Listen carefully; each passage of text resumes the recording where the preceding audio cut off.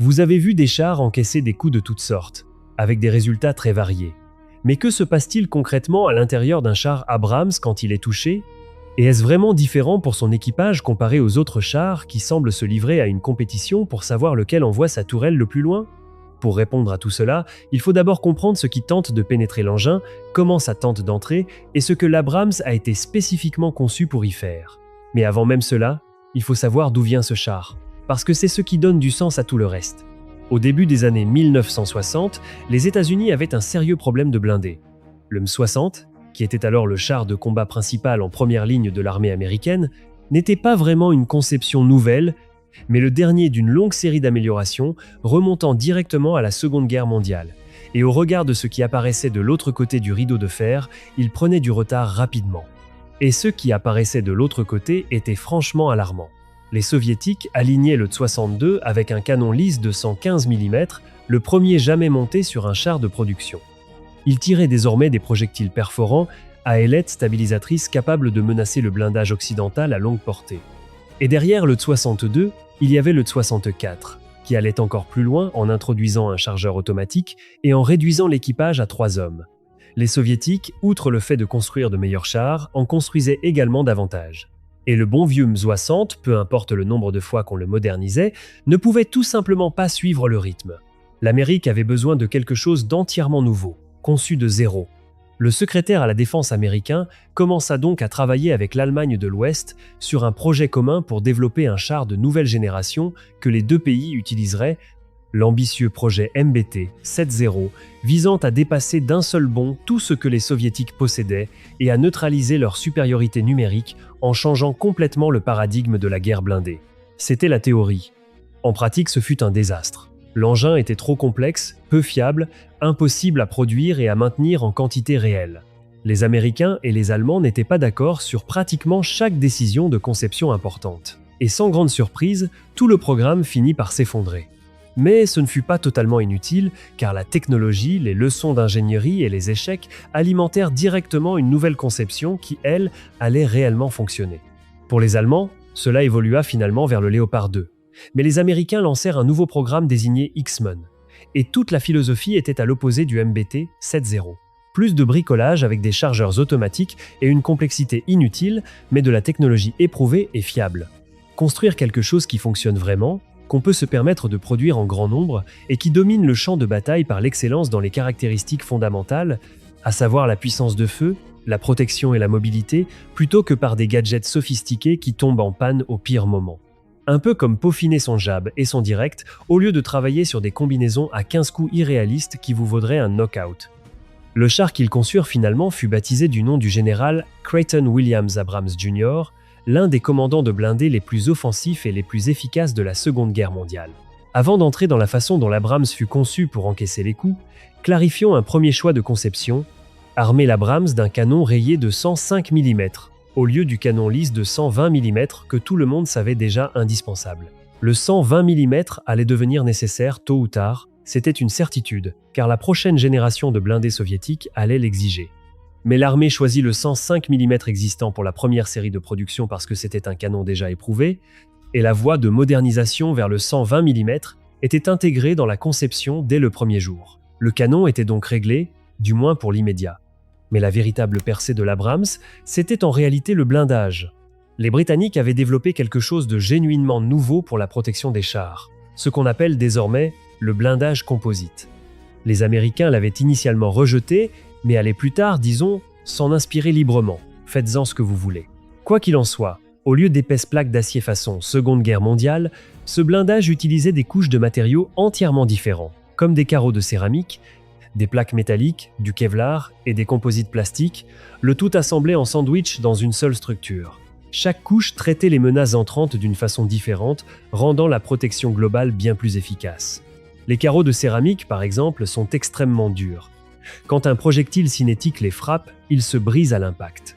Les plaques de renfort derrière les céramiques absorbent et redirigent l'énergie résiduelle. Contre les charges creuses des missiles anti-chars et des roquettes RPG, les céramiques perturbent le jet de cuivre semi-plastique qui effectue la pénétration réelle, créant des turbulences qui le déchirent avant qu'il puisse traverser entièrement le blindage. La composition exacte est encore classifiée à ce jour, Mais la protection frontale estimée du MON de base atteignait à peu près l'équivalent de 350 mm d'acier laminé homogène contre les projectiles cinétiques et environ 700 mm contre les charges creuses. C'est infiniment au-delà de tout ce qu'on pourrait jamais atteindre avec de l'acier seul. En 1988, le Moon reçut une nouvelle amélioration de son blindage composite, une maille en uranium appauvri comme couche additionnelle. L'uranium appauvri est d'une dureté extraordinaire et contribue à fragmenter ou du moins à ralentir tout ce qui tenterait de traverser le blindage. La variante reçut 2 nouvelles lettres dans sa désignation, Moon HA pour Heavy Armor, blindage lourd. La protection contre les charges creuses sur l'arc frontal fut pratiquement doublée et seuls les missiles antichars guidés les plus puissants de la fin de la guerre froide pouvaient encore menacer l'Abrams de face. C'est cette version qui fut déployée lors de Tempête du désert en 1991, où elle se révéla pratiquement invulnérable à toutes les armes irakiennes qui la frappèrent de face. Voilà donc d'où vient l'Abrams, avec la philosophie selon laquelle l'équipage compte plus que le char, parce qu'il est bien plus difficile de remplacer un équipage expérimenté et bien entraîné que de remplacer un char. Et puisqu'on parle de survie de l'équipage, il faut expliquer la caractéristique signature, ou plutôt les caractéristiques de l'Abrams qui joue le rôle le plus important pour éviter de transformer ses occupants en barbecue carbonisé. Dans chaque char qui précéda l'Abrams, et honnêtement dans la plupart des chars du monde à ce jour, les munitions sont stockées quelque part dans le même espace où siège l'équipage. Si, Dieu nous en préserve, un projectile traverse le blindage et frappe les munitions, ça n'augure rien de bon pour l'équipage assis juste à côté. Les ingénieurs décidèrent donc de changer cela sur l'Abrams. La grande majorité des munitions du canon principal est stockée dans un compartiment blindé dédié intégré à l'arrière de la tourelle, une section appelée la niche de tourelle. Sur environ 40 obus au total, environ 34 sont placés dans ce compartiment de niche. Les 6 obus restants se trouvent dans un caisson blindé séparé dans la coque, près de la position du pilote. Cet espace est séparé du compartiment équipage par une épaisse et lourde porte blindée anti-souffle. Tant que cette porte est fermée, les munitions sont derrière un blindage. Quand le chargeur a besoin d'un obus, il actionne une pédale genouillère. La porte anti-souffle coulisse et s'ouvre. Il plonge la main dans le compartiment à munitions, retire l'obus demandé par le chef de char, le charge dans la culasse du canon, et dès qu'il se dégage, la porte se referme automatiquement avant que le canon ne tire. Le toit de ce compartiment à munitions est équipé de panneaux d'éjection conçus pour être résistants de l'extérieur, mais fragiles de l'intérieur, afin que la surpression d'une explosion interne les ouvre. Si un projectile ennemi pénètre dans la niche de tourelle et frappe les munitions stockées, oui, le propulseur s'enflamme, mais au lieu que cette explosion traverse le compartiment équipage en tuant tout le monde à l'intérieur, les panneaux d'éjection s'ouvrent violemment. Une immense colonne de flammes jaillit directement vers le haut, hors du toit de la tourelle, et les munitions brûlent. L'équipage, assis de l'autre côté de cette porte anti-souffle normalement fermée, à quelques dizaines de centimètres, peut survivre, et le reste du char aussi. Il peut repartir de ce qui aurait dû être une destruction totale et catastrophique. Même si la tourelle aura être besoin d'un bon nettoyage et d'une nouvelle couche de peinture. Mais si le char est touché au moment où les portes sont ouvertes, eh bien, il se comporte alors comme tous les autres chars, comme les 72 qui ont une légère tendance à s'autodétruire après un seul impact sur les munitions stockées dans le carrousel du chargeur automatique. Vous connaissez tout ça.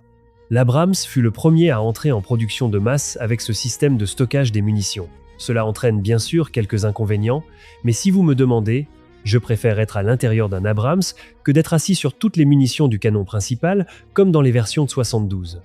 Au fur et à mesure que le chargeur de l'Abrams utilise ses obus de premier accès, ceux qui sont dans la position la plus facile à saisir quand les portes anti-souffle sont ouvertes, il doit commencer à aller chercher se situer plus au fond de la niche, ce qui prend plus de temps. C'est pourquoi, pendant toute pause dans l'action, un chargeur repositionne des obus dans les emplacements prêts à l'emploi et prépare tout pour le tir rapide qui pourrait s'avérer nécessaire. Un autre inconvénient de ce système est que tout cela ajoute un poids considérable au char, ce qui explique en partie pourquoi l'Abrams est l'un des chars les plus lourds du monde. Et c'est aussi pourquoi le char transporte moins d'obus qu'on pourrait s'y attendre pour un engin de sa taille, mais il est au moins bien moins susceptible de vous tuer. Autre caractéristique intéressante concernant les munitions, contrairement aux obus de char standard qui fonctionnent grosso modo comme un gigantesque cartouche de fusil, l'Abrams a introduit une douille semi-combustible. Avec les anciens obus, après le tir, un étui en laiton était éjecté de la culasse et tombait sur le plancher de la tourelle. Il s'accumulait autour des pieds du chargeur, créant des obstacles pendant le combat jusqu'à ce qu'il ait le temps de les sortir. Désormais, le corps de cette douille semi-combustible est fabriqué en nitrocellulose, essentiellement du carton compressé mélangé à des composés explosifs. Quand le canon tire, cette douille brûle avec la charge propulsive principale à l'intérieur du tube. Il ne reste plus que le culot résiduel, un court godet métallique à la base où se trouve l'amorce. Il se dilate sous la pression pour obturer la culasse et empêcher les gaz propulsifs de refluer vers le compartiment équipage. Après le tir, ce culot résiduel est éjecté automatiquement et ne prend pas de place dans l'intérieur déjà très exigu du char. Il y a néanmoins un inconvénient. Les douilles combustibles sont plus sensibles à l'humidité que le laiton, et elles ne sont pas totalement à l'abri des accidents, notamment si on les fait tomber. Les équipages doivent donc manipuler les obus avec davantage de soin, et vous ne voudriez définitivement pas fumer à proximité. Au-delà du blindage et du stockage des munitions, il existe un dernier système qui contribue à maintenir l'équipage en vie. Les capteurs du système d'extinction d'incendie Halon à l'intérieur du compartiment équipage peuvent détecter un feu et déclencher l'extinction en moins de 200 millisecondes, plus vite qu'un clignement d'œil humain. Le système fonctionne en interrompant chimiquement la réaction de combustion, privant essentiellement le feu de ce dont il a besoin pour se maintenir. Cela provoque de légers vertiges chez l'équipage, et ce n'est pas la chose la plus saine à inhaler, mais les ventilateurs se mettent en marche automatiquement. Et de toute façon, vous voudrez quitter le char après son déclenchement. C'est aussi nettement préférable à inhaler des flammes, ça c'est certain. Quelles sont donc les deux menaces les plus courantes pour les chars, Abrams compris? La première est ce qu'on appelle le projectile à énergie cinétique. Dans sa conception de base, c'est simplement un dard métallique très dense et très rapide. La version moderne s'appelle APFSDS, pour Armor Piercing Fine Stabilized Discarding Sabot, en français, projectile perforant à tige longue, à ailette stabilisatrice et à sabots séparables. C'est une tige allongée, en alliage de tungstène ou en uranium appauvri, d'environ 2 à 3 cm de diamètre et jusqu'à 80 cm de long. Et cet engin est tiré depuis le canon lisse d'un char, à des vitesses comprises entre 1400 et 1800 mètres par seconde. À ces vitesses, l'impact crée des pressions tellement extrêmes que le projectile et la plaque de blindage se comportent tous les deux comme des fluides.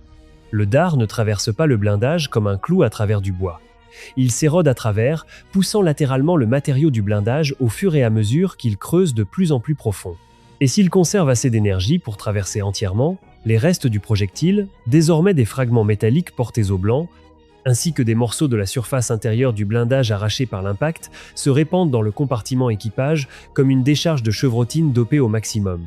Et si vous avez encore plus de malchance qu'être touché par un projectile cinétique en tungstène, les projectiles en uranium appauvri sont pyrophoriques en plus du mal qu'ils causent, ce qui signifie qu'ils s'enflamment spontanément au contact de l'air. Vous avez donc l'intérieur d'un char simultanément arrosé de fragments métalliques surchauffés et mis en feu. Si l'un d'eux frappe les munitions, le carburant ou les conduites hydrauliques, des explosions secondaires surviennent en quelques secondes, comme ce qui arriva aux 72 Irakiens pendant Tempête du désert. C'est ce qui provoqua les déflagrations catastrophiques qui envoyèrent les tourelles en l'air. Mais que signifie tout cela pour un Abrams frappé par la même arme? Inutile de se demander car c'est arrivé à de nombreuses reprises pendant Tempête du désert. Désorientés par les tempêtes de sable et la nuit, des blindés américains se mélangèrent et des servants irakiens se trompèrent légèrement de cible, entraînant un nombre stupéfiant d'incidents de tirs fratricides, ce qui donna à l'Abrams l'occasion de se tester contre ses propres armes. Le blindage frontal de tourelles et de coques stoppa effectivement des projectiles APFSDS provenant d'autres Abrams. Mais le blindage latéral et le blindage arrière de tourelles, nettement plus minces, furent pénétrés dans au moins 2 cas. Même dans ces situations, les équipages survécurent. Les panneaux d'éjection et le système d'extinction firent leur travail exactement comme prévu et sauvèrent l'équipage. Même quand un Abrams s'enlisa lors de l'opération et fut tiré dessus par un autre Abrams pour l'empêcher de tomber aux mains de l'ennemi, les munitions brûlèrent. Mais le char fut récupéré par la suite et connut une seconde vie après réparation avec une nouvelle tourelle. Il y eut également d'autres cas d'Abrams encaissant plusieurs impacts directs de 72, qu'il s'agisse de projectiles cinétiques ou d'obus anti-chars à charge creuse, et continuant à progresser sans même s'en préoccuper. Cependant, même s'il paraissait être le char le meilleur et le plus indestructible du monde, ses premiers succès n'allaient pas durer éternellement, car l'invasion de l'Irak de 2003 introduisit quelque chose de nouveau, le combat urbain. L'Abrams, conçu pour engager des chars soviétiques de face sur un terrain ouvert et à longue distance, se retrouvait désormais à progresser dans des ruelles étroites qui étaient un paradis pour les RPG, les fusils sans recul et les tireurs embusqués. La deuxième façon de neutraliser un char est l'énergie chimique, et la forme la plus courante est la charge creuse, également connue sous le sigle AET pour High Explosive Anti-Tank, hautement explosif anti-char. Une charge creuse utilise la détonation d'un explosif pour effondrer un cône métallique en un jet de métal semi-fondu se déplaçant à vitesse hypersonique. Ce jet se déplace à des vitesses comprises entre 7 et 14 km par seconde. Il est étroit, extrêmement concentré, et peut percer l'acier sur une profondeur de 7 fois ou plus le diamètre de la charge elle-même. Une charge creuse moderne typique, comme l'ogive du célèbre RPG-7, peut donc traverser largement plus de 300 mm de blindage en acier.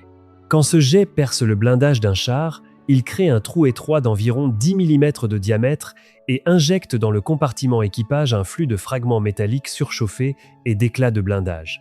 Mais voilà le problème, l'équipage n'a pas besoin de se trouver directement dans la trajectoire de ce jet pour être tué ou grièvement blessé parce que plusieurs choses se produisent simultanément.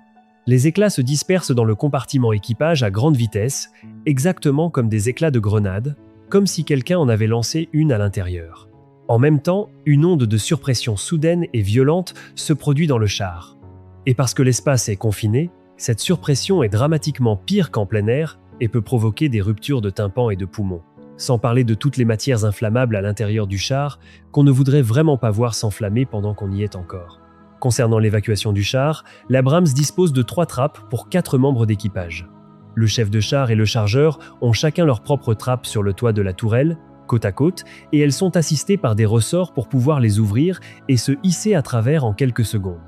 Le tireur est un peu plus à la peine, car il est assis plus bas dans la tourelle, en dessous et en avant du chef de char, et n'a pas sa propre trappe. Il doit sortir par la trappe du chef de char après s'être hissé par-dessus. Le pilote est seul dans la coque, physiquement séparé du reste de l'équipage. Le pilote passe une mauvaise journée si son char est touché, alors que le tube du canon est suspendu directement au-dessus de lui, bloquant son chemin de sortie. La position idéale pour l'évacuation du pilote est donc quand le canon est pointé vers l'arrière.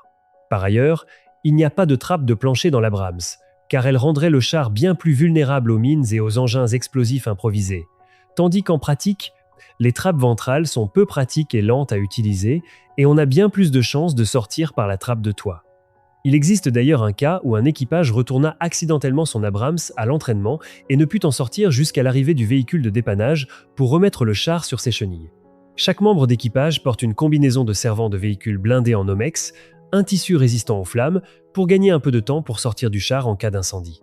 Le RPG-7 avec son ogive standard ne pouvait pas traverser le blindage frontal ou latéral de tourelle de l'Abrams, mais tirer sur les chenilles, le compartiment moteur arrière, ou la zone vulnérable entre la tourelle et la coque, et surtout à si courte distance, il pouvait gâcher sérieusement la journée de l'équipage à l'intérieur. Près de Karbala, une ogive de RPG frappa une cellule carburant et provoqua un incendie qui se propagea à la turbine.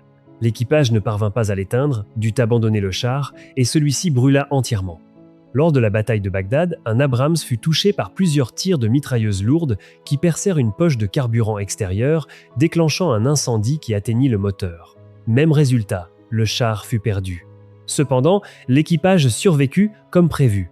Lors de la bataille de Najaf en 2003, 2 Abrams furent touchés par des armes non identifiées et leurs 2 stocks de munitions s'enflammèrent. Dans les 2 cas, les panneaux d'éjection évacuèrent l'explosion vers le haut et les 2 équipages s'en sortirent sans blessures graves. Mais il y a un incident survenu à Bagdad qui n'est toujours pas expliqué à ce jour. Un Abrams en patrouille fut touché par quelque chose que personne ne put identifier. Quelle que soit cette arme, elle perfora le tablier latéral du char et fora un trou de la taille d'un crayon dans le blindage de la coque, si petit que l'officier chargé de l'enquête nota que son petit doigt ne pouvait pas y entrer. Le projectile pénétra dans le compartiment équipage, traversa le dossier du siège du tireur, effleura son gilet pare, éclat, et s'immobilisa finalement après avoir creusé un trou d'environ 40 mm dans l'autre paroi de la coque. À son passage, il endommagea suffisamment de composants critiques pour neutraliser complètement le char et déclencha le système d'extinction Halon qui sauva probablement des vies vu ce qui se passait à l'intérieur du compartiment équipage. Le chef de char reçut de petits fragments dans les jambes et les bras. Le tireur en reçut dans le bras, mais tous 2 survécurent. Le revêtement en Kevlar intérieur contribua à réduire la projection d'éclats, et le liquide hydraulique, qui dans les chars américains plus anciens était hautement inflammable, est ignifuge dans l'Abrams précisément à cause de situations comme celle-là. La théorie dominante retint un type de RPG perfectionné, mais l'arme exacte ne fut jamais formellement identifiée. Quoi qu'il en soit, pas un seul membre d'équipage d'un Abrams ne fut tué par tir ennemi pendant la phase initiale de l'invasion de 2003. Mais vint ensuite l'occupation, et tout changea radicalement. Les années de contre-insurrection qui suivirent furent celles où l'Abrams commença à faire face à des menaces pour lesquelles il n'avait jamais été conçu. Progresser jour après jour sur les mêmes itinéraires de patrouille urbaine, entourés d'immeubles, de ruelles et de viaducs. Exactement le genre d'environnement où un ennemi qui connaît vos points faibles peut se poster et attendre. L'arme qui allait définir la guerre d'Irak était l'engin explosif improvisé. En 2006, environ 100 engins explosifs improvisés explosaient chaque jour à travers l'Irak. La plupart étaient construits pour attaquer des véhicules plus légers, Humvee, camions, véhicules de transport de troupes, et ceux-ci ne pouvaient généralement pas détruire un Abrams. Les engins enterrés standards, utilisant des obus d'artillerie ou des explosifs artisanaux, endommageaient les chenilles, arrachaient des galets de roulement et blessaient parfois l'équipage par le choc de souffle à travers le plancher de la coque. Mais ils pénétraient rarement le blindage de coque lui-même. Cela dit, un engin explosant directement sous la coque envoyait une force de choc verticale directement vers le haut, à travers le plancher jusque dans les colonnes vertébrales de l'équipage, le pilote étant le plus vulnérable car il siège le plus bas et le plus près du sol. Mais le vrai problème était le projectile formé par explosion, le PFE. Et c'était un type d'arme fondamentalement différent. Un PFE est techniquement un type de charge creuse, mais il utilise une plaque de cuivre de forme concave que l'explosion déforme en un projectile solide, un bloc de la taille d'un point en cuivre surchauffé se déplaçant à environ 2000 mètres par seconde, soit approximativement 6 fois la vitesse du son. Et contrairement à un jet de charge creuse conventionnel qui se fragmente et perd son efficacité avec la distance, le projectile PFE conserve sa forme et son énergie jusqu'à 100 mètres. Cette chose pouvait percer le blindage d'un Abrams, en particulier le blindage latéral et ventral plus mince. Ces engins étaient dissimulés dans des murs, des lampadaires, des trottoirs, essentiellement partout sur les itinéraires de patrouille que les Américains empruntaient chaque jour. Un rapport déclassifié recensait 195 militaires américains tués et près de 900 blessés par des PFE sur tous les types de véhicules.